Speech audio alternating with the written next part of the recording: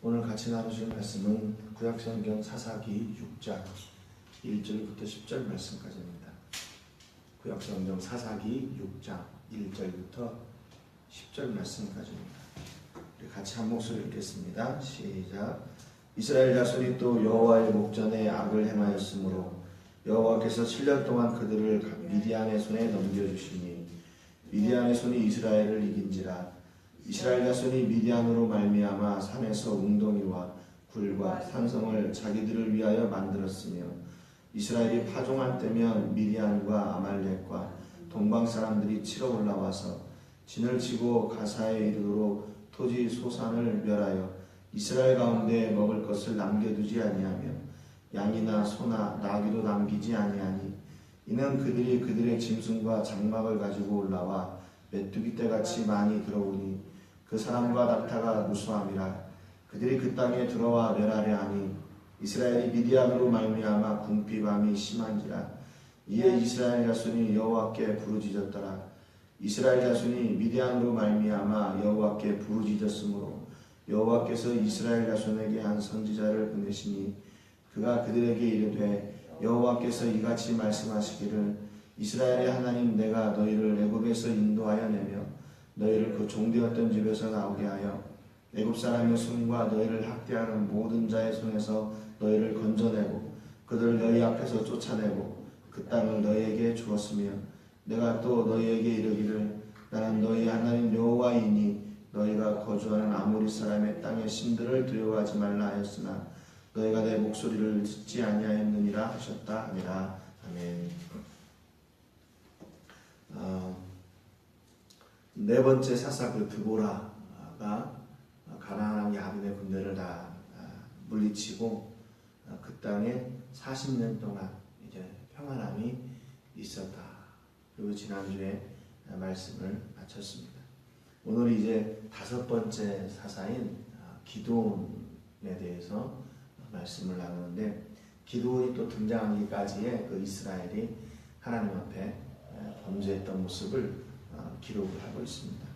오늘 1절에 보니까 이스라엘 자손이 또 여호와의 목전에 악을 행하였으므로 성경에 계속 지금 반복하는 것은 또 여호와의 목전에 악을 행했다 이렇게 얘기하는 겁니다.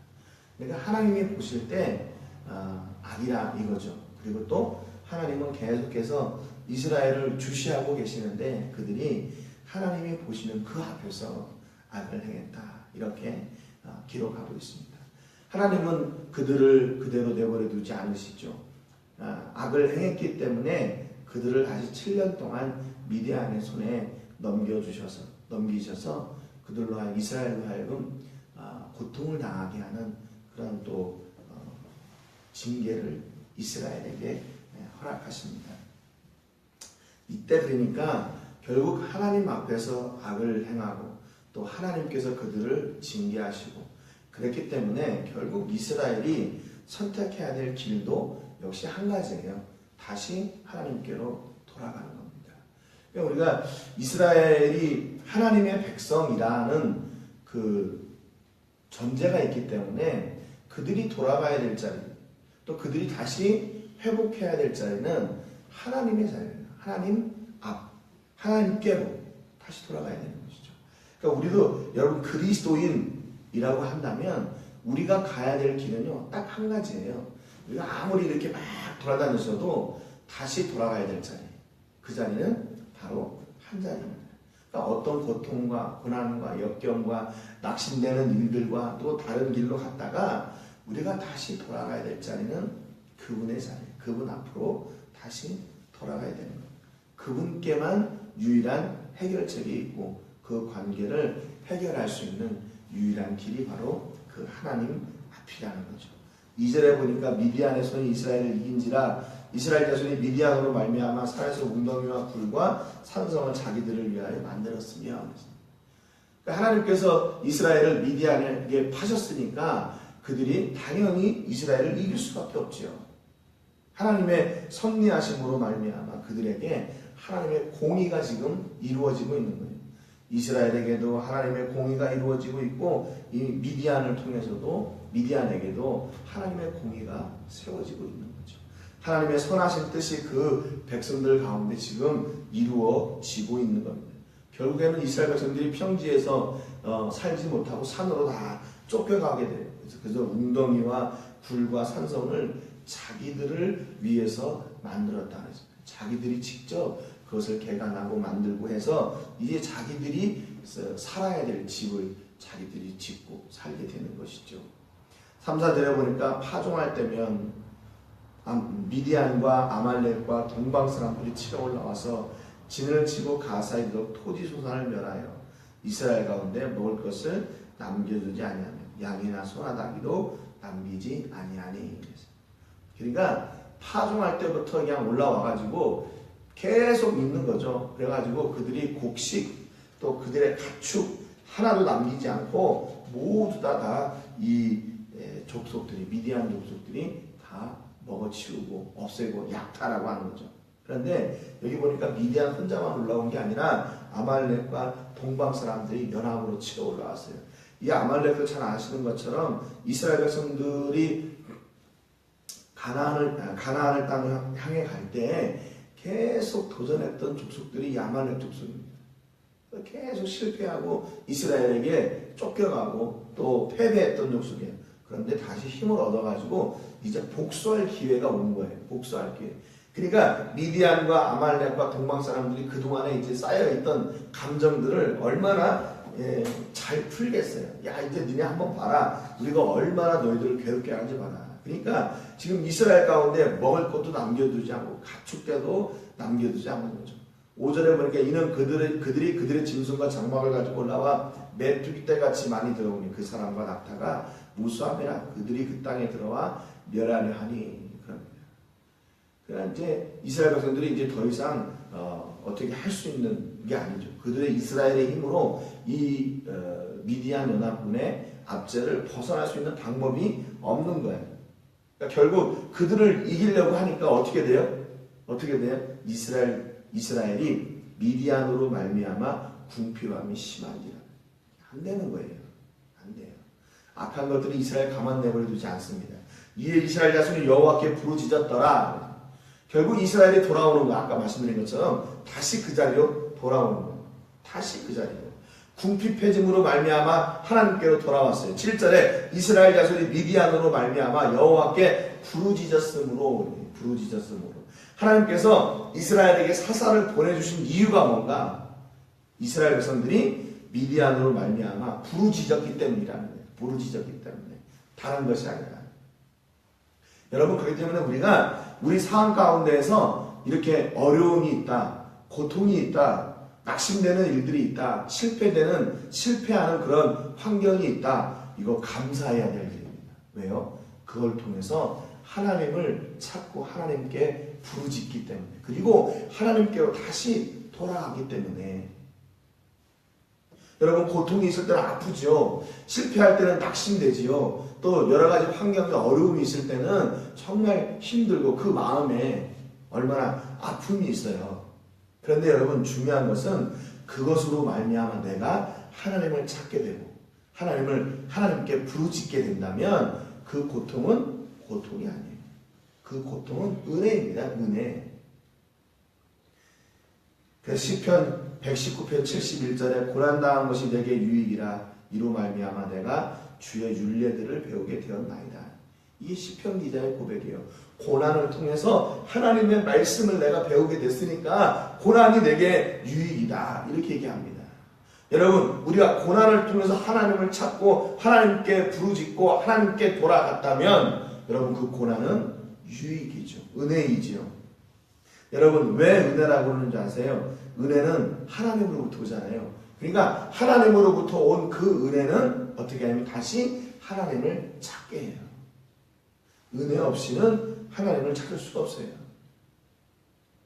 여러분, 그러니까 하나님께서 우리의 모든 환경을 통해서 다시 하나님을 찾도록 한다면 그것이 바로 은혜예요.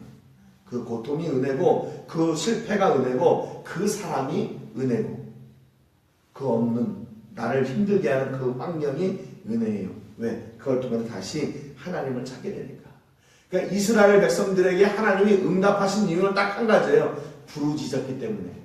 아무튼 이스라엘이 무슨 그런 환경이든지 고난이든지 고통이든지 그 앞에서 하나님을 찾고 하나님을 부르짖었기 때문에 하나님이 다시 응답하시는 거예요.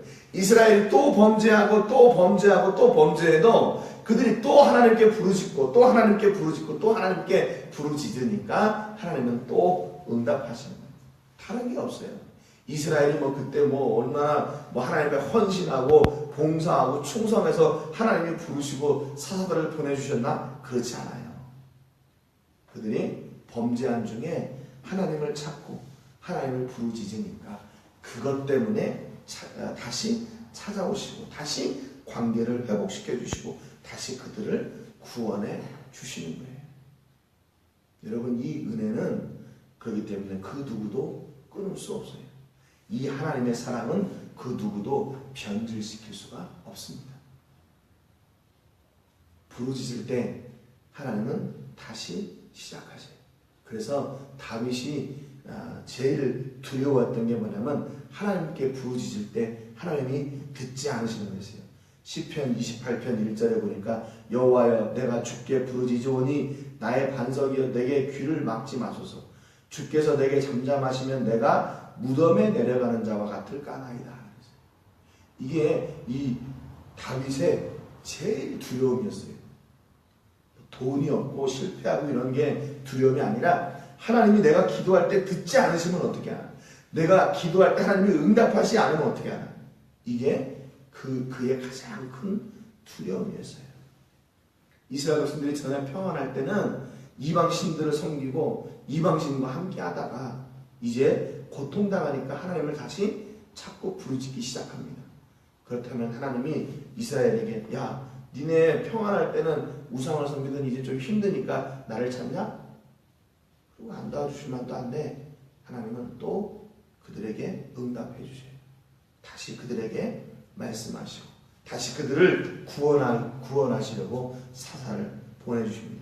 8절에 보니까 여호와께서 이스라엘 자손에게 한 선지자를 보내시니 그가 그들에게 이르되 여호와께서 이같이 말씀하시기를 이스라엘 하나님 내가 너희를 애굽에서 인도하여 내며 너희를 그 종되었던 집에서 나오게 하여 라고 기록하고 있어요. 하나님이 어떤 분이신지 이스라엘에게 다시 말씀하십니다. 그 선지자를 통해서 하나님은 이스라엘을 애굽 손에서 애굽에서 인도했던 하나님이다 라고 얘기해요. 9절에 보니까 애굽 사람의 손과 너희를 학대하는 모든 자의 손에서 너희를 건져내고 그들을 너희 앞에서 쫓아내고 그 땅을 너희에게 주었다 그럽니다. 하나님께서 이스라엘을 애굽에서 나오게 하셨을 뿐만 아니라 광야를 통해 인도하시고 그들의 대적을 모두 물리치시고 약속의 땅 가나안을 주신 분이다 그렇게 얘기해요. 세 번째 10절에 보니까 내가 또 너희에게 이르기를 나는 너희의 하나님 여호와이니 너희가 거주하는 아모리 사람의 땅의 신들을 두려워하지 말라 하였으나 너희가 내 목소리를 듣지 아니하였다 그렇게 기록합니다. 그러니까 하나님은 이방 신들을 섬기지 말라고 했는데 너희들이 섬겼기 때문에 너희들이 지금 당하고 있는 그 고난이 온 것이다. 그 이유를 이렇게 또 말씀해 주셔요. 여러분 그렇잖아요. 하나님께서 이스라엘이 부르짖었으니까 그냥 선지자를 보내시고 사사를 보내셔서 그냥 딱 구원하시면 되잖아요. 미디안을 다 치고 아말렉 다 치고 동방의 족속들도 다 치고 그래가지고 그냥 승리해가지고 야 봐라 내가 너희를 구원했지 이렇게 하면 될 텐데 하나님은 또 이스라엘 사람들에게 오셔가지고 그 사사를 보내셔서 나는 어떤 사람인지 내가 너희 조상의 하나님이고 그 광야를 이렇게 인도하고 그 가나안 땅을 이렇게 줬고 그래서 가나안 땅에서 하나님만 의지하고 살라고 했는데 너희들이 그 하나님을 의지하지 않고 이방신들을 의지하니까 니네가 고통을 당한 거다.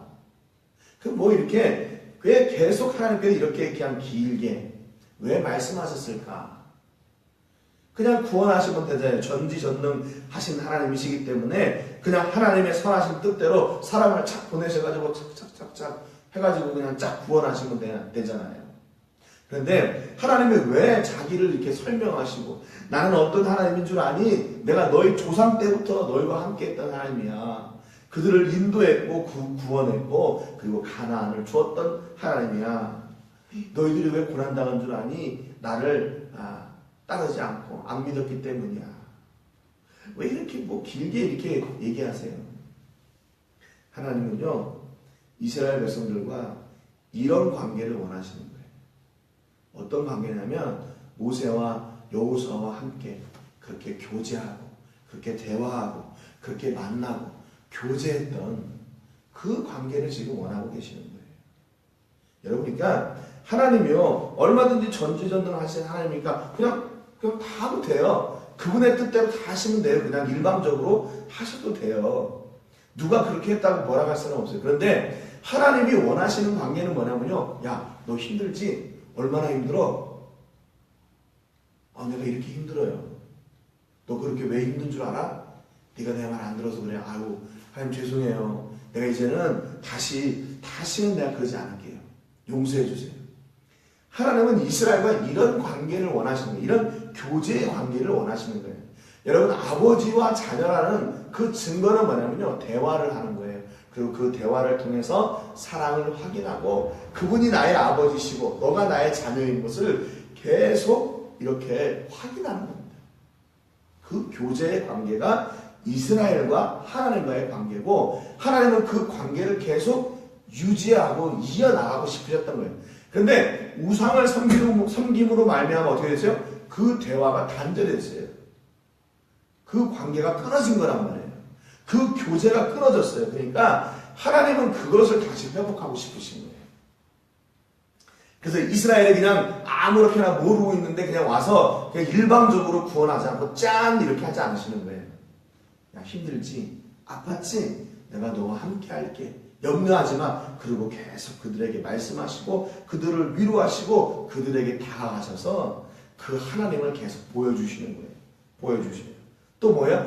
이스라엘이 구했으니까 그 하나님이 들으셨는지 안 들으셨는지 그것을 다시 말씀해 주시는 거예요. 이스라엘 백성들에게. 야, 너희들이 그렇게 고통 중에 부르짖었지? 내가 들었다. 그 얘기는 무슨 얘기야? 내가 곧 일할 것이다 라고 이스라엘에게 말씀해 주시는 거예요. 여러분, 오늘도 이 하나님과의 깊은 교제와 관계가 풍성해지는 그런 친밀한 그런 교제가 있는 여러분들 되시기를 바랍니다. 여러분, 하나님을 아버지라고 보시면서 내 마음대로 내 뜻대로 내가 원하는 대로 그냥 막 행하는 거 그런 적 없으세요? 그래도 괜찮아요. 그런데 여러분, 아버지와 자녀의 관계라면 분명히 이 전제가 있어야 돼요. 그분과 대화가 있어야 돼요. 그분과 교제가 있어야 돼요. 그분과 나눔이 있어야 돼요. 여러분, 얼마나 하나님과 이렇게 교제하시면서 사세요? 여기 말하지 않아도 다 아시는 하나님이니까 그냥 막 해도 되나요? 아니요. 하나님 그렇게 생각하지 마세요. 하나님은 오늘도 우리와 이렇게 이야기하고 싶으신 거예요. 야, 너 오늘 잘 일어났냐? 너 잘 이렇게 오늘 너 뭐 하려고 하냐? 예, 내가 오늘 이렇게 하고 이렇게 하고 싶은데 하나님은 어떠세요? 내가 이 사람을 만나서 이렇게 하고 또 이런 환경 가운데도 이렇게 하고 내가 지금 이런 문제 때문에 지금 염려하고 있는데 하나님은 어떻게 생각하세요? 하나님은 그런 관계를 원하세요. 여러분, 오늘도 하나님과 이런 긴밀한 교제의 관계가 회복되어지는 은혜가 있기를 주님의 이름으로 축복합니다. 그래서 하나님이 움직이시고 일하시는 이유는 뭐냐면 이스라엘이 하나님께 부르짖었기 때문에. 그래서 오늘도 여러분이 하나님과 이렇게 깊은 교제와 그런 대화와 말씀을 통해서 하나님의 놀라운 일들이 여러분 가운데 풍성하게 되는 은혜가 있기를 주님의 이름으로 축복합니다. 기도하겠습니다. 하나님 아버지 감사드립니다. 오늘 말씀을 통해서 이스라엘이 또 하나님께 범죄하고 하나님 앞에 악을 행하였지만 하나님은 또 이스라엘이 부르짖을 때 그들을 구원하시려고 또 계획하시고 선자를 보내셔서 하나님이 어떤 분이신지 또 설명해 주십니다. 이스라엘이 잘 모를까봐, 또 이스라엘이 하나님이 일하심을 알지 못할까봐, 또 하나님께서 이스라엘이 기도한 그 울부짖음을 듣지 않으셨다고 생각할까봐 하나님은 선지자를 보내셔서 내가 어떤 하나님인지, 또 내가 너의 고통을 듣고 있다고, 기도를 들었다고 말씀하시면서 그 구원의 일들을 시작해 나가십니다. 하나님은 전지전능하시지만 이스라엘과 그 관계를 다시 회복하고 싶으셨습니다. 모세와 대화했던 것처럼, 여호수아와 대화했던 것처럼 그렇게 다시 이스라엘과 만나시고 대화하기를 원하시는 그 하나님의 그 사랑의 마음이 오늘 이스라엘에게 그대로 드러나게 됐습니다. 하나님, 오늘 우리와도 이렇게 교제하기를 원하시는 하나님이신 줄 저희가 믿습니다. 오늘 우리 삶 가운데도 하나님, 내 힘과 내 뜻과 내 의지대로 내 마음대로 결정하고 행하지 않게 하시고 우리 하나님과 이렇게 대화하며 하나님의 사랑을 확인하며 깊은 교제 가운데 하나님의 놀라운 일들을 이루어 나가는 저희를 될 수 있도록 은혜 베풀어 주시옵소서. 이스라엘이 범죄했지만 다시 하나님께로 돌아온 것처럼 하나님, 우리가 어떤 상황에 서는지 늘 하나님을 기억하고 하나님을 향한 그 마음과 사랑이 변치 않도록 우리 성령 하나님 은혜로 함께하여 주옵소서. 모든 영광을 하나님께 올려드리고 예수님의 이름으로 기도드립니다. 아멘.